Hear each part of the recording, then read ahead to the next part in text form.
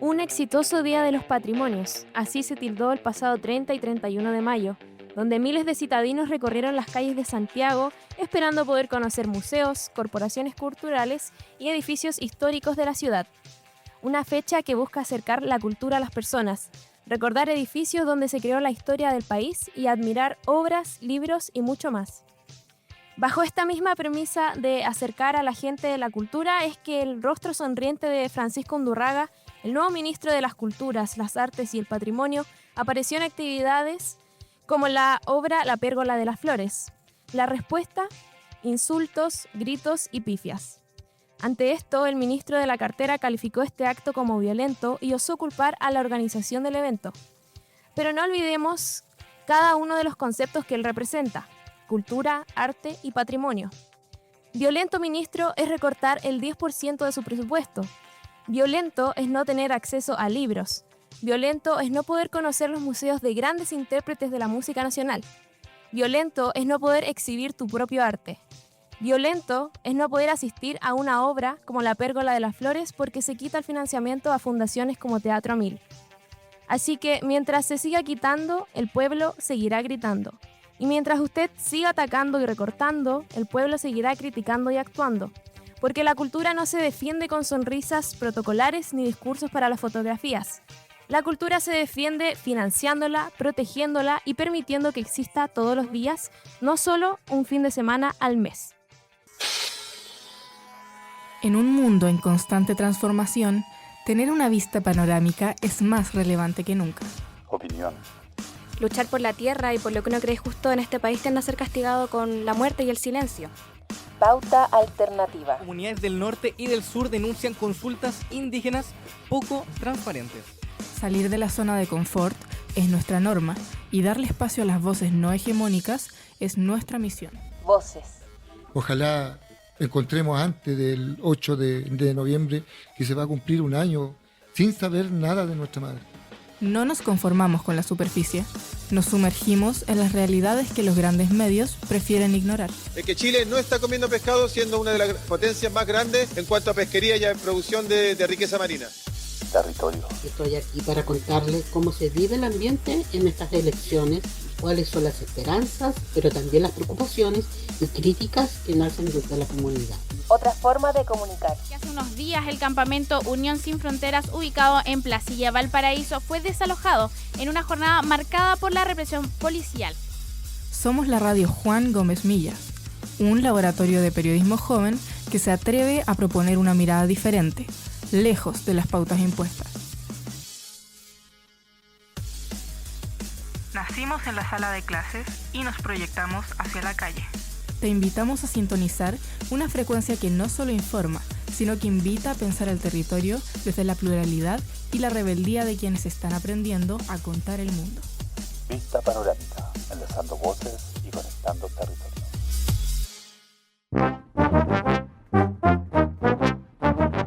Buenos días, sean todos bienvenidos a este capítulo número 11 de la temporada 7 de Vista Panorámica. Me encuentro junto a Santiago Bustamante en este particular episodio de nuestro noticiero.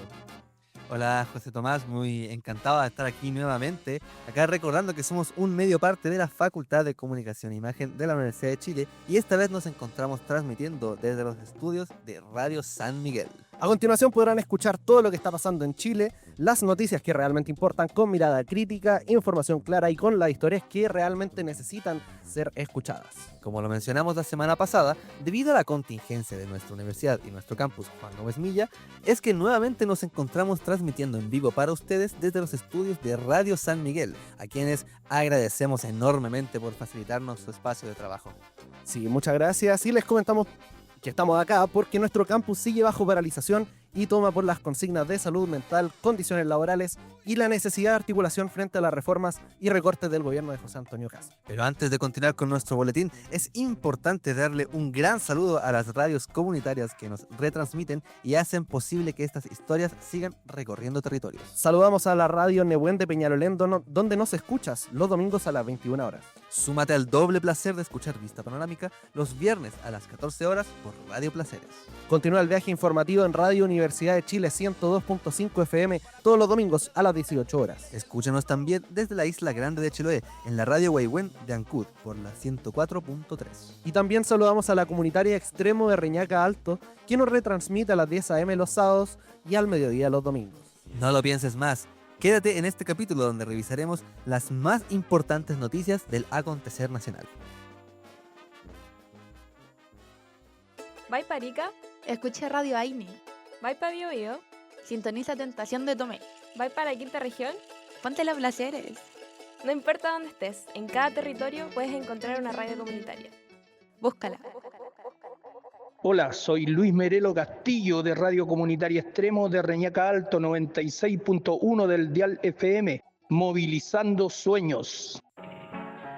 Y bienvenidos nuevamente, como mencionábamos, a Vista Panorámica. Aquí comenzará el boletín semanal, su boletín semanal de confianza.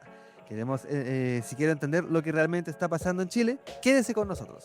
Este 1 de junio el presidente José Antonio Kast realizó la primera cuenta pública de su mandato, causando diversas reacciones en las organizaciones gremiales. En una extensa transmisión de 2 horas y media aproximadamente, el presidente de la República hizo la primera cuenta pública de su mandato en el Congreso Nacional, con ejes principalmente dirigidos a materias de seguridad, economía y emergencia social.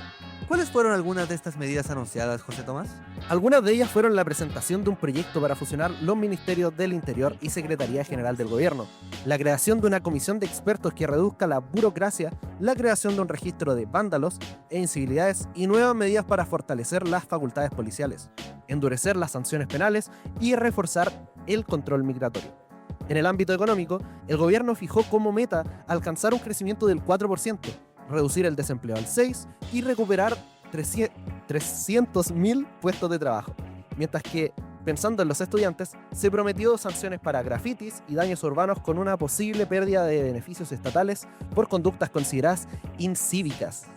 Como es habitual en la nueva administración del país, estas medidas produjeron diversas reacciones cuestionando cuáles son las prioridades que está teniendo este gobierno, sobre todo en materia de educación, la cual se ha visto altamente afectada no solo en recortes, sino también en medidas como escuelas protegidas. Michael Jumaña, desde el Sindicato Nacional de Trabajadoras y Trabajadores de la Educación, nos comenta su postura para Radio JGM.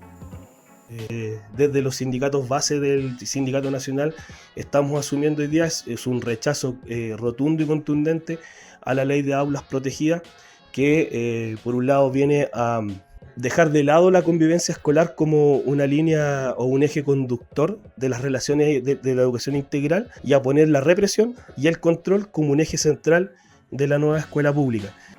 Organizaciones como la Coordinadora Feminista 8M se hicieron presentes en una marcha programada para el mismo 1 de junio, haciendo un llamado a detener la mega reforma de los ricos. Escuchamos a Fernanda Cavada, vocera de la Coordinadora. Kast insiste en su mega reforma como herramienta para impulsar el crecimiento, pero con esa mega reforma lo único que crecerá es el bolsillo de los más ricos. Dicen que si se les baja el impuesto a los ricos, habrá más trabajo. Lo concreto es que para rebajar los impuestos se recortan recursos para derechos sociales y los costos recaen sobre la clase trabajadora. Bueno, Santiago, hemos pasado por mucho durante estos cortos meses, sin embargo, igual se ha habido de una forma muy intensa. Por ejemplo, algo de lo que podemos hablar es que lo principal de esta reforma es bajar el impuesto corporativo de 27 a 23% a grandes empresas del país con la idea de incentivar la inversión y el crecimiento económico. Sin embargo, se nos sube también el impuesto a nosotros con impuestos como el del petróleo. Como tú mismo decías, han pasado pocos meses, pero las polémicas no han parado, la controversia no ha parado. O sea, no hay que olvidar que hay una controversia relacionada al ministro de Hacienda, Jorge Quirós, puesto que él no transparentó que su hermano es un socio vinculado a una poderosa firma de arquitectura y se vería fuertemente beneficiado con esta reforma. Sí, entonces hay que tener mucho en cuenta estos datos a la hora de formar un juicio en estos tiempos tan duros que vivimos. Donde hay comunidad, hay medios libres. Hola, mi nombre es Frecia Ramírez y escuchas esta información en las redes de tomaterrojo.cl, medio de comunicación independiente y con colores propios. Y seguimos con más noticias aquí en Vista Panorámica. marcha convocada este miércoles por la Confederación de Estudiantes de Chile fue altamente reprimida por Carabineros. La marcha convocada por la Confech para el pasado miércoles 3 de junio hacía un llamado al rechazo a la mega reforma, a las escuelas protegidas y a los recortes en la educación superior. A pesar de catalogarse como una manifestación pacífica por parte de estudiantes y funcionarios, todo terminó con una brutal represión por parte de Carabineros a lo largo de su transcurso.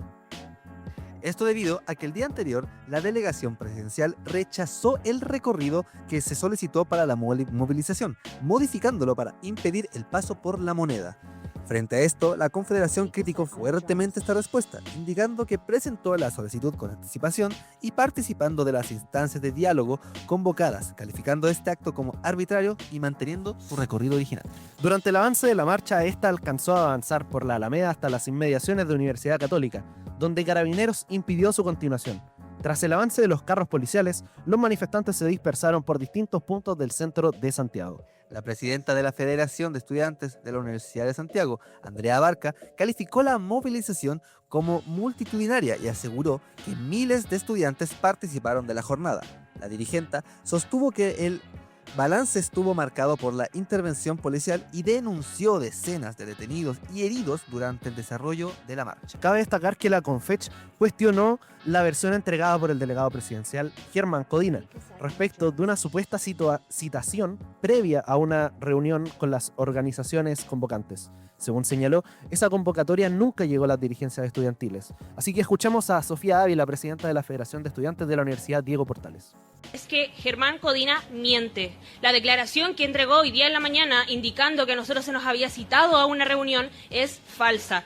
Esa citación jamás llegó. Supuestamente nos habían citado para el viernes, que se nos habían enviado correos, que nos habían llamado y eso no ocurrió. El día de ayer, en la mañana, nos fuimos a presentar a la delegación presidencial porque no habíamos recibido ninguna respuesta. Queremos destacar que las consignas de esta marcha siguen presentes. Desde Radio JGM decimos no a la mega reforma, no a las escuelas protegidas y no a los recortes en educación. Efectivamente, Santiago, porque al final esta mega reforma, estas legislaciones que se están haciendo en contra de los beneficios de nosotros, nos afectan directamente.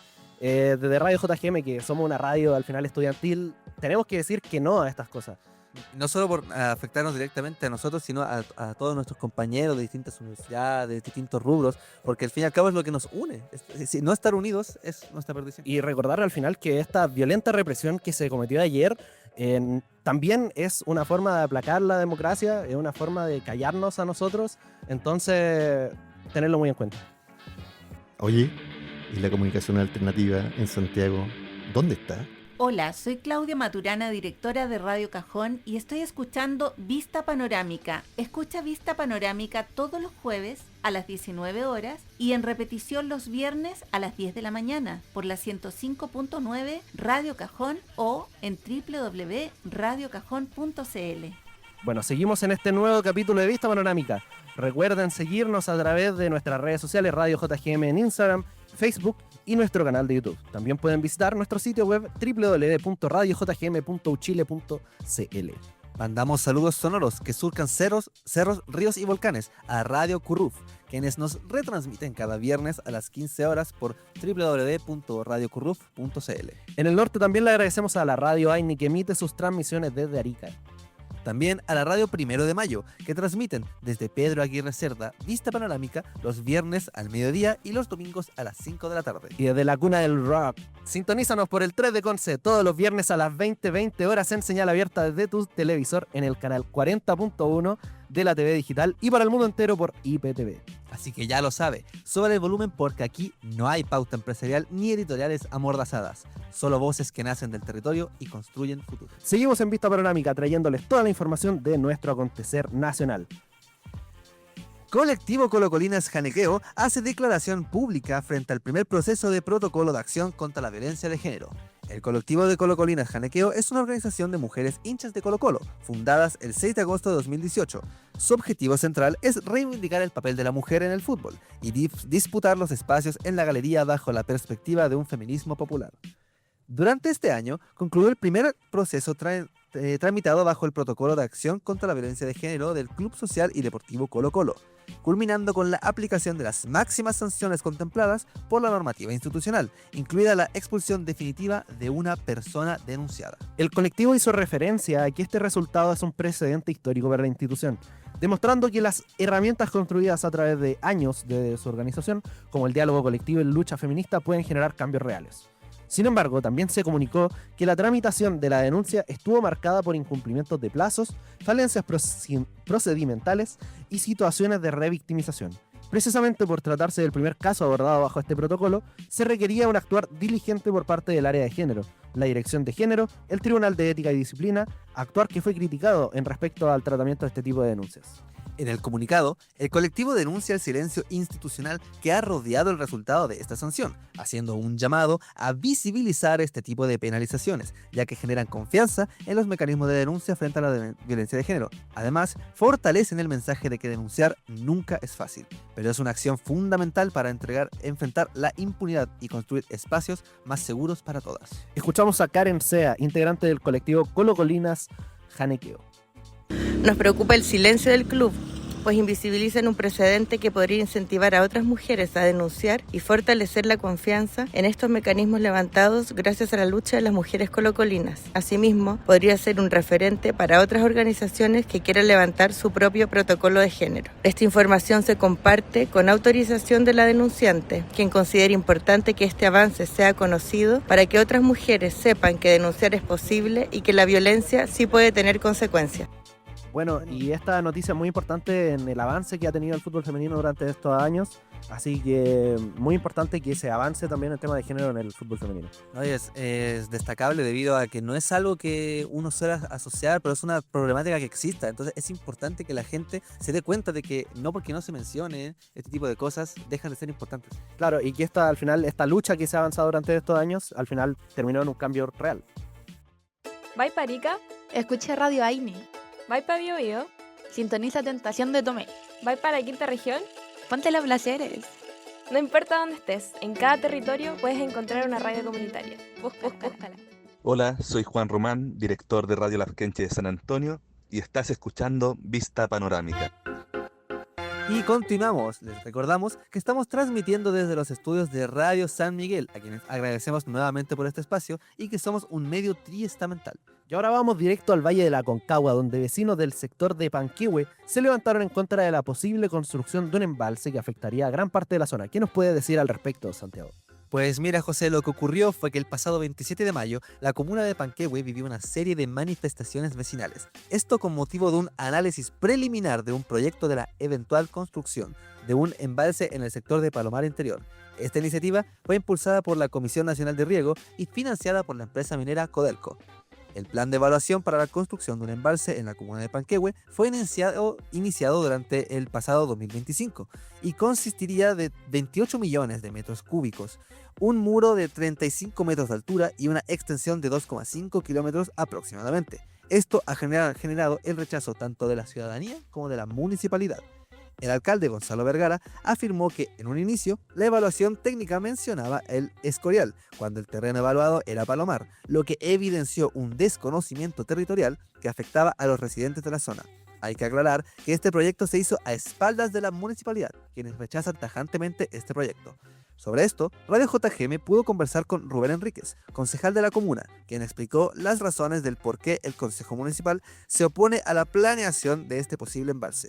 Oigamos sus palabras. El sector donde viven cientos de personas es un suelo agrícola de primera categoría. Existe la agricultura familiar campesina, existe fuente laboral también para gran parte del sector proveniente del trabajo agrícola de temporada. Existe un centro turístico que también genera fuente laboral en la zona, por lo tanto la posición del Consejo Municipal es oponerse a esta posibilidad, dado que además también han socavado la participación ciudadana.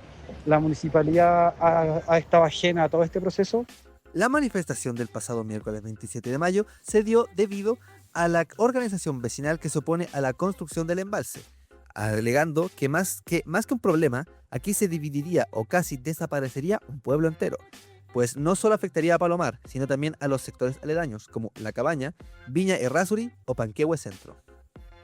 La acción vecinal cuenta con una comisión que aborda toda el área legal, social, judicial, publicidad y, no menos importante, la comunidad, quienes también quieren apoyar con movilizaciones pacíficas. Se busca evitar el impacto que tendría sobre más de 200 familias del sector y zonas aledañas. Radio JGM pudo conversar con Solange Vera, vecina parte del movimiento de resistencia en contra del embalse, quien explicó las herramientas y acciones que han podido tomar ante esta situación. Escuchémosla a continuación. Tenemos también una comisión que aborda todo lo legal, lo social, lo judicial, la publicidad y, no menos importante, la comunidad también quiere apoyar con movilizaciones. Hasta ahora han sido pasivas. Estamos siguiendo todos los conductos como corresponde, ya que todo este tremendo proyecto se empezó a espaldas de autoridades y comunidad, que fue por parte de CNR y Codelco. La municipalidad también está formando parte de nuestra lucha, ya que nos enfrentamos a unos gigantes empresarios. Una de las mayores preocupaciones de los habitantes de la comuna es que Panquehue tiene mucha agua subterránea, por lo que un embalse de estas características propuestas debería llenarse con esta misma. El peligro está en que la comuna, toda el agua de consumo proviene de cooperativas y comités de agua potable rurales. El concejal Enríquez explicó mejor este detalle. Escuchémoslo. El impacto que tendría en la comunidad vecinal es absolutamente negativo. Y Panquehue, el 100% del agua de bebida, no son a través de sanitarias privadas, sino que son a través de cooperativas de agua potable o comités de agua potable rural. Por lo tanto, para Panquehue, pensar en una infraestructura de esas características y que se saque agua de las napas subterráneas significaría poner en riesgo la subsistencia del agua potable para toda la comuna. Estamos hablando de una población de más de 8.000 habitantes. Es importante recordar que, aunque solo sea una evaluación para la posible realización del embalse, hay una amenaza real que sienten tanto vecinos como la municipalidad ante la irregularidad de este proyecto. Bueno, muchas gracias, Santiago, por la nota que nos trajiste hoy día, porque al final es una noticia muy delicada para la gente de Panquehue, que está sufriendo con esta... que va a sufrir con este embalse, que al final se hizo también sin la autorización de la municipalidad. Y por eso es bastante importante estar haciendo parte de esta denuncia, porque ante esta irregularidad, que ni siquiera la municipalidad ni la ciudadanía puede hacer algo, es importante que se dé a conocer estos temas para que no se les pase a llevar. No, claro, y se pueden robar prácticamente gran cantidad del agua que tiene esta comuna de 8.000 habitantes, como lo decía Rubén. Donde hay una radio comunitaria, hay rebeldía. Hola, soy Polo Sarmiento de la Radio 1 de Mayo 106.5 FM y estás escuchando el programa Vista Panorámica en la radio JGM. Y seguimos en Vista Panorámica hablando de todas las noticias del país. Durante más de una década, Dominga ha protagonizado una de las disputas ambientales más importantes del país. Pero ahora, el controvertido proyecto minero enfrenta una nueva arista, una querella que busca investigar posibles delitos de corrupción y tráfico de influencias vinculados a o antecedentes surgidos en el denominado caso Muñeca Bielorrusa. Todos los detalles en la nota de mi compañero José Tomás. Efectivamente, Santiago, porque el séptimo juzgado de garantía de Santiago declaró admisible una querella presentada por Greenpeace Chile para investigar eventuales delitos de cohecho, tráfico de influencias y revelación de secretos relacionados con la tramitación de la iniciativa. Tras más de una década de disputas ambientales y judiciales, el proyecto Dominga enfrenta ahora un nuevo frente, una investigación que busca determinar si existieron influencias indebidas o irregularidades en decisiones relacionadas con su tramitación. Al respecto, Ezio Costa, abogado ambientalista, se refirió a la investigación y cómo esta se relaciona al caso Muñeca Bielorrusa.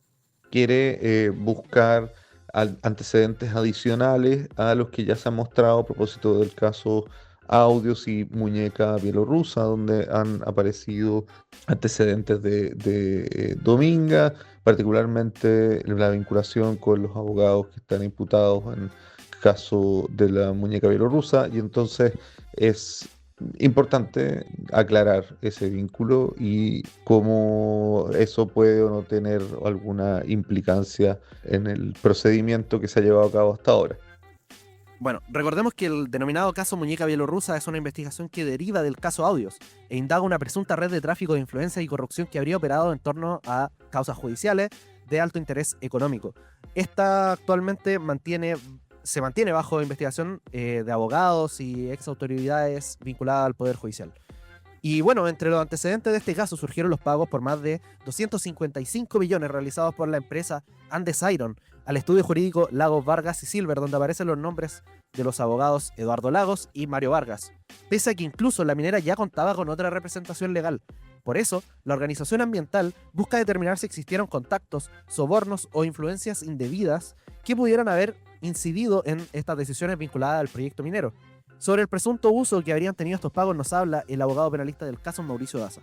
Acá hay toda una trama que involucra precisamente pagos que no se han explicado de manera suficiente por parte del titular de Dominga a este estudio, en un contexto donde habían vínculos entre personas cercanas a ministros de la Corte Suprema, específicamente el ministro Jean-Pierre Matus, con ese estudio, en un contexto donde el ministro Matus intervino y falló a favor de Dominga en varios recursos, los cuales fueron conocidos en la Corte Suprema en el contexto de la litigación que se ha dado en ese caso. Bueno, además, Matías Azún, director de Greenpeace Chile, se refiere a la situación judicial de Dominga y de cómo el medio ambiente no puede ser pasado a llevar por los corruptos. Pero lo más grave, justamente, es lo que esperamos que se investigue ahora. Estos delitos son sumamente graves. Implican, por ejemplo, que se incurrió en pagos a abogados que no pertenecen al proceso judicial formal, abogados que además son familiares de quienes elaboraron el fallo que finalmente le ha permitido a Dominga seguir avanzando judicialmente. Lo que estamos pidiendo aquí es transparencia, es que el medio ambiente no sea moneda de cambio para que corruptos consigan finalmente destruirlo y enriquecerse con ello. Y más allá de esta nueva arista judicial, Dominga arrastra una historia de más de 10 años de controversias. El proyecto ingresó al sistema de evaluación ambiental en 2013 y desde entonces ha enfrentado una serie de rechazos, aprobaciones y revisiones impulsadas tanto por la empresa como por organizaciones ambientalistas. La disputa se concentra en su emplazamiento, a pocos kilómetros del archipiélago de Humboldt, que es una de las zonas con más biodiversidad del país. Mientras sus defensores destacan la inversión y la generación de empleo para la región de Coquimbo, sus detractores advierten estos posibles impactos sobre las especies protegidas y ecosistemas únicos. Esa tensión ha llevado a Dominga a recorrer los tribunales ambientales, la Corte Suprema y distintos gobiernos, convirtiéndolo en uno de los casos socioambientales más extensos y judicializados de la historia de nuestro país. Bueno, como tú decías, es una noticia muy importante la que traes hoy día, José Tomás, porque como tú mismo explicaste, es un proyecto que viene arrastrando una polémica desde hace años, pero ahora con otra nueva arista da de qué hablar nuevamente, así que es importante recalcar eso. Sí, es que llevamos varios años hablando de Dominga, entonces realmente la corrupción que ha traído esta historia lleva mucho tiempo y probablemente seguirá con eso. Como tú mismo decías, por eso es importante ver cómo sigue avanzando este caso, cómo sigue avanzando las nuevas noticias que se hagan al respecto de esta nueva arista que están mencionando. Y con estas noticias estamos terminando un nuevo capítulo de Vista Panorámica. Les recordamos a todos nuestros oyentes que pueden escucharnos en más de 24 medios comunitarios a lo largo de Chile. Efectivamente, y en el capítulo de hoy conversamos sobre varias cosas, por ejemplo, la violencia que ejerció el gobierno en materia de cultura, a pesar de este Día de los Patrimonios tan celebrado, las reacciones que tuvimos la cuenta pública y donde manifestamos nuestro rechazo en la marcha Confech. Y también hablamos sobre el socio del club sancionado de Colo-Colo. Entonces, sintoniza las voces del territorio, comunicación que resiste y que no se calla. Les invitamos también a escuchar nuevamente nuestros otros programas, como lo son Radar para noticias internacionales y Oír para creer, e informarse mediante de nuestro sitio web www.radiojgm.uchile.cl y en nuestras redes sociales, como en Instagram, que nos pueden encontrar como @radiojgm. Volvemos nuevamente a agradecer aquí a Radio San Miguel por prestarnos este estudio y permitirnos entregarle a ustedes un nuevo capítulo de Vista Panorámica. Este fue un nuevo capítulo de Vista Panorámica, enlazando voces, conectando